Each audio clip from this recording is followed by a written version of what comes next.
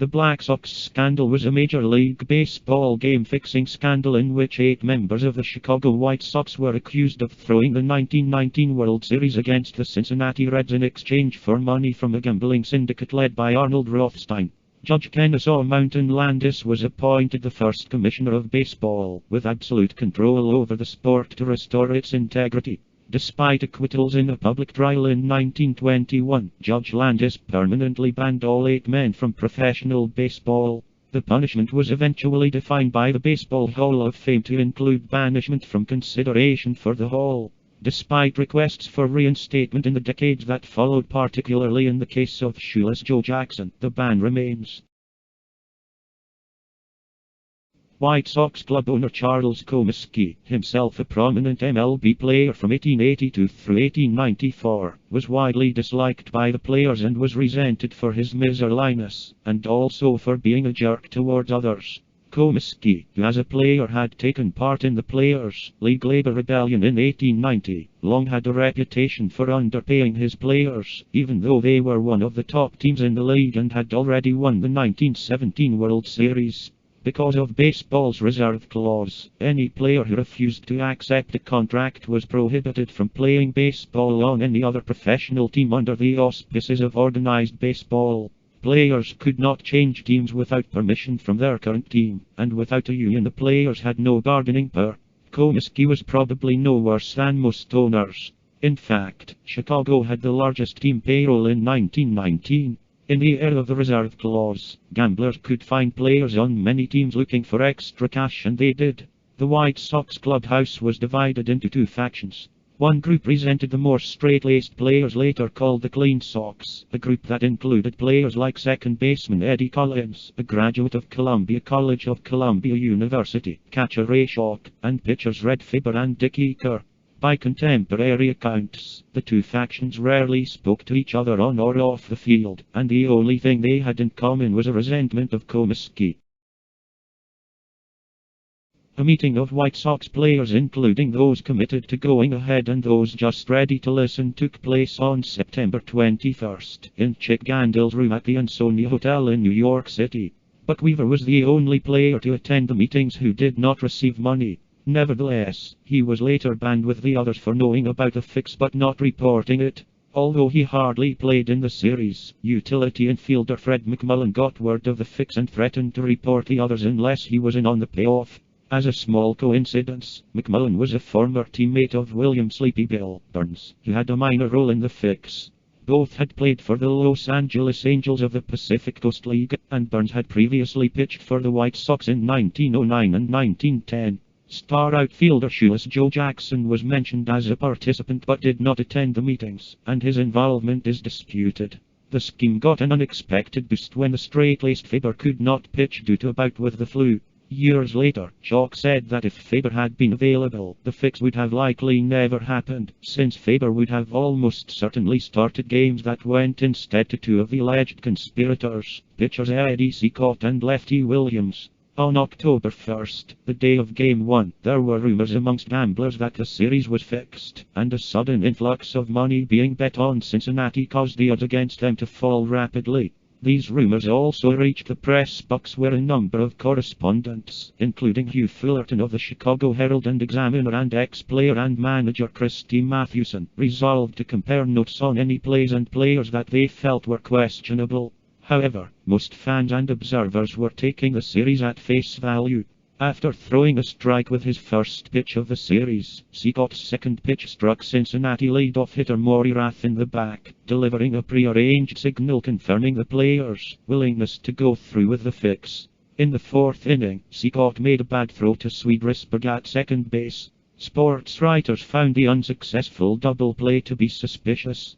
Williams, one of the 8 men out, lost 3 games, a series record. Rookie Dick Eaker, who was not part of the fix, won both of his starts. But the gamblers were now reneging on their promised progress payments to be paid after each game lost, claiming that all the money was let out on bets and was in the hands of the bookmakers. After Game 5, angry at non-payment of promised money, the players involved in the fix attempted to double-cross the gamblers, and won Games 6 and 7 of the best-of-9 series. Before Game 8, threats of violence were made on the gamblers' behalf against players and family members. Williams started Game 8, but gave up 4 straight one-outs for 3 runs before manager Kid Gleason relieved him. The White Sox lost Game 8 and the series on October 9, 1919.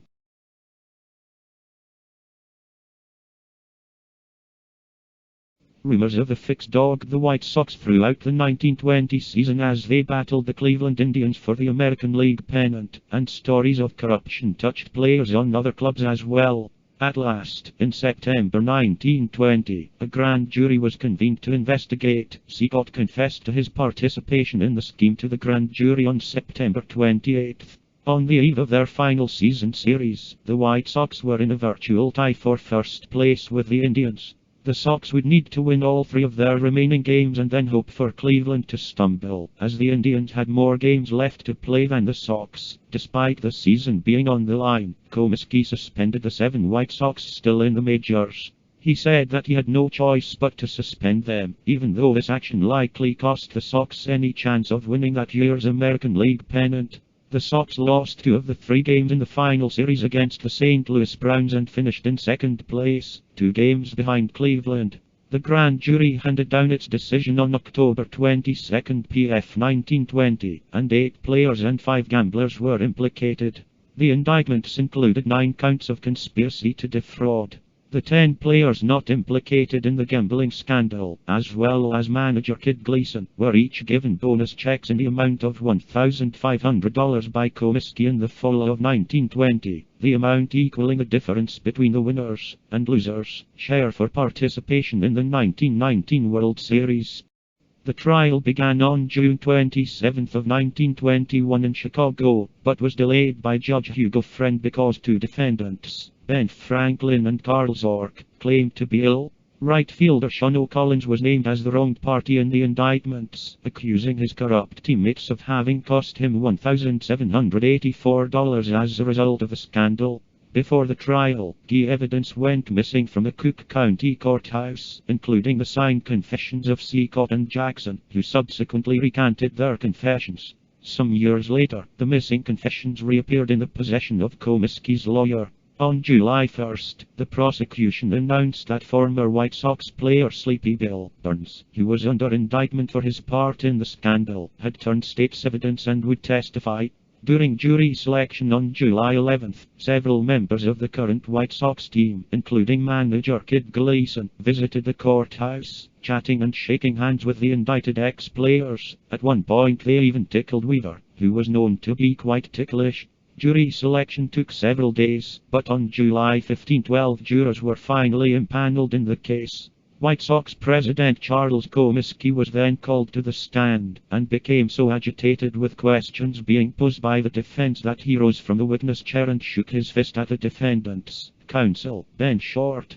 The most explosive testimony began the following day, July 19, when Burns took the stand and admitted that members of the White Sox had intentionally fixed the 1919 World Series. Burns mentioned the involvement of Rothstein among others, and testified that Cincinnati had threatened to throw the ball clear out of the park if needed to lose a game. After additional testimony and evidence, on July 28 the defense rested and the case went to the jury. The jury deliberated for less than 3 hours before returning verdicts of not guilty on all charges for all of the accused players. Long before the scandal broke, many of baseball's owners had nursed long-standing grievances with the way the game was then governed by the National Commission. The scandal and the damage it caused to the game's reputation gave owners the resolve to make major changes to the governance of the sport. The owners' original plan was to appoint the widely respected federal judge and noted baseball fan Kenesaw Mountain Landis to head a reformed 3-member National Commission. However, Landis made it clear to the owners that he would only accept an appointment as the game's sole commissioner, and even then only on the condition that he be granted essentially unchecked power over the sport. The owners, desperate to clean up the game's image, agreed to his terms, and vested him with virtually unlimited authority over every person in both the major and minor leagues. Upon taking office prior to the 1921 Major League Baseball season, one of Landis' first acts as commissioner was to use his new powers to place the 8 accused players on an ineligible list, a decision that effectively left them suspended indefinitely from all of organized professional baseball. Following the players' acquittals, Landis was quick to quash any prospect that he might reinstate the implicated players. On August 3, 1921, the day after the players were acquitted, Judge Landis issued his own verdict. Regardless of the verdict of juries, no player who throws a ball game, no player who undertakes or promises to throw a ball game, no player who sits in confidence with a bunch of crooked ball players and gamblers, where the ways and means of throwing a game are discussed and does not promptly tell his club about it, will ever play professional baseball again. Making use of a precedent that had previously seen Babe Borton, Harl Mahart, Gene Dale, and Bill Rumler banned from the Pacific Coast League for fixing games, Landis made it clear that all 8 accused players would remain on the ineligible list, banning them from organized baseball. The commissioner took the line that while the players had been acquitted in court, there was no dispute they had broken the rules of baseball, and none of them could ever be allowed back in the game if it were to regain the trust of the public. Comiskey supported Landis by giving the 7 who remained under contract to the White Sox their unconditional release. Following the commissioner's statement, it was universally understood that all 8 implicated White Sox players were to be banned from Major League Baseball for life. 2 other players believed to be involved were also banned. One of them was Hal Chase, who had been effectively blackballed from the majors in 1919 for a long history of throwing games and had spent 1920 in the minors. He was rumored to have been a go-between for Scandal and the gamblers, though it has never been confirmed. Regardless of this, it was understood that Landis' announcement not only formalized his 1919 blacklisting from the majors, but barred him from the minors as well. Landis, relying upon his years of experience as a federal judge and attorney, used this decision as the founding precedent of the reorganized league for the Commissioner of Baseball to be the highest and final authority over this organized professional sport in the United States. He established a precedent that the commissioner was invested by the league with plenary power and the responsibility to determine the fitness or suitability of anyone, anything, or any circumstance to be associated with professional baseball, past, present, and future. 8 members of the White Sox baseball team were banned by Landis for their involvement in the fix. Arnold Scandal, first baseman, the leader of the players who were in on the fix. He did not play in the majors in 1920, playing semi-pro ball instead. In a 1956 Sports Illustrated article, he expressed remorse for the scheme, but wrote that the players had actually abandoned it when it became apparent they were going to be watched closely. According to Scandal, the players' numerous errors were a result of fear that they were being watched. Eddie Seacott, pitcher, admitted involvement in the fix. Oscar Happy Felsh, center fielder. Shoeless Joe Jackson, the star outfielder and one of the best hitters in the game, confessed in sworn grand jury testimony to having accepted $5,000 cash from the gamblers. It was also Jackson's sworn testimony that he never met or spoke to any of the gamblers and was only told about the fix through conversations with other White Sox players. The other players that were in on the fix informed him that he would be getting $20,000 cash divided up in equal payments after each loss. Jackson's testimony was that he played to win in the entire series and did nothing on the field to throw any of the games in any way. His roommate, pitcher Lefty Williams, brought $5,000 cash up to their hotel room after losing Game 4 in Chicago, and threw it down as they were packing to leave to travel back to Cincinnati. This was the only money that Jackson received at any time. He later recanted his confession and professed his innocence to no effect until his death in 1951.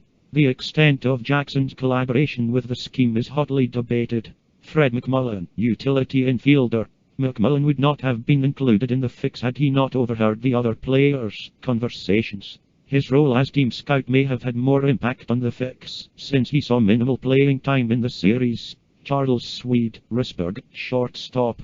Risberg was Scandal's assistant and the muscle of the playing group. He went 2 for 25 at the plate and committed 4 errors in the series. George Buck Weaver, third baseman. Weaver attended the initial meetings, and while he did not go in on the fix, he knew about it. In an interview in 1956, Scandal said that it was Weaver's idea to get the money up front from the gamblers. Landis banished him on this basis, stating, "Men associating with crooks and gamblers could expect no leniency." On January 13, 1922, Weaver unsuccessfully applied for reinstatement. Like Jackson, Weaver continued to profess his innocence to successive baseball commissioners to no effect. Claude Lefty Williams, pitcher, went 0 for 3 with a 6.63 ERA for the series. Only one other pitcher in baseball history, reliever George Frazier of the 1981 New York Yankees, has ever lost 3 games in one World Series. The third game Williams lost was Game 8. Baseball's decision to revert to a best-of-7 series in 1920 to significantly reduce the opportunity for a pitcher to obtain 3 decisions in the series. Also banned was Joe Gedeon, second baseman for the St. Louis Browns. Gedeon placed bets since he learned of the fix from Risberg, a friend of his. He informed Comiskey of the fix after the series in an effort to gain a reward. He was banned for life by Landis along with the 8 White Sox, and died in 1941. The indefinite suspensions imposed by Landis in relation to the scandal were the most suspensions of any duration to be simultaneously imposed until 2013, when 13 player suspensions of between 50 and 211 games were announced following the doping-related Kenesaw scandal.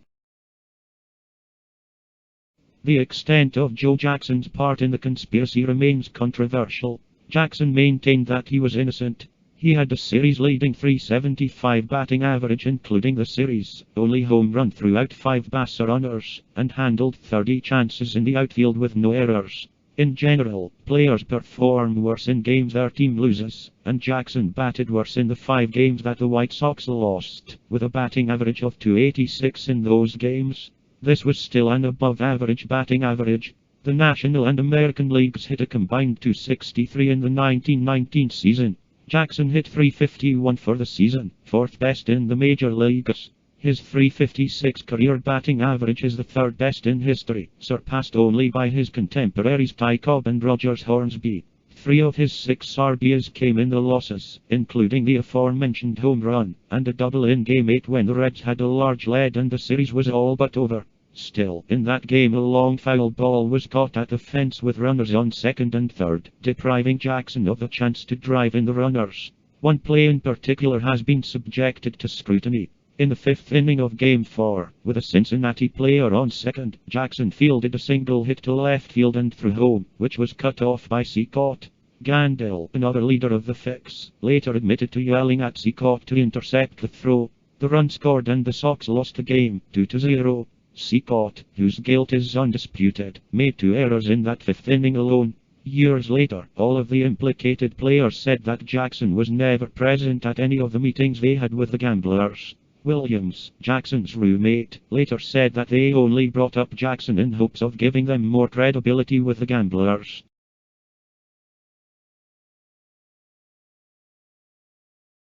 Although many believe the Black Sox name to be related to the dark and corrupt nature of the conspiracy, the term Black Sox may already have existed before the fix. There is a story that the name Black Sox derived from Comiskey's refusal to pay for the players' uniforms to be laundered, instead insisting that the players themselves pay for the cleaning. As the story goes, the players refused and subsequent games saw the White Sox play in progressively filthier uniforms as dirt, sweat and grime collected on the white, woolen uniforms until they took on a much darker shade. Comiskey then had the uniforms washed and deducted the laundry bill from the players' salaries. On the other hand, Elliot Asinoff in his book 8 Men Out makes no such connection, mentioning the filthy uniforms early on but referring to the term Black Sox only in connection with the scandal. After being banned, Risberg and several other members of the Black Sox tried to organize a 3-state barnstorming tour. However, they were forced to cancel those plans after Landis let it be known that anyone who played with or against them would also be banned from baseball for life. They then announced plans to play a regular exhibition game every Sunday in Chicago, but the Chicago City Council threatened to cancel the license of any ballpark that hosted them. With 7 of their best players permanently sidelined, the White Sox crashed into 7th place in 1921 and would not be a factor in the pennant race again until 1936, 5 years after Comiskey's death. They would not win another American League championship until 1959 of then record 40-year gap nor another World Series until 2005, prompting some to comment about a curse of the Black Sox.